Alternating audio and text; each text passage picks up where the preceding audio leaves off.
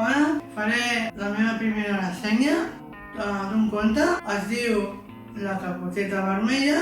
El llop resulta que està en un bosc, passeja per allà, camina i camina i camina i s'ho passa de conya.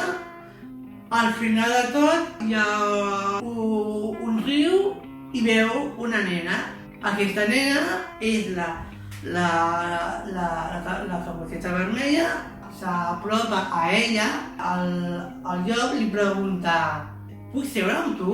La Caputxeta li diu: sí, així compartim aquí els dos amb la natura i expliquem coses i així. Es van fer amics i els dos passen hores i hores junts i doncs s'havien cansat d'estar en el riu, se'n van i la Caputxeta tenia un refugi allà a prop del bosc. Entren i veuen que estan al bosc, es queden allà, fan activitats, fan coses junts i això. Al final de la nit, molt fosc, el llop es queda però molt dormit, la Caputxeta surt i es disfressa de llop. Ara resulta que hi ha dos llops. Quan el llop es desperta, està buscant la Caputxeta.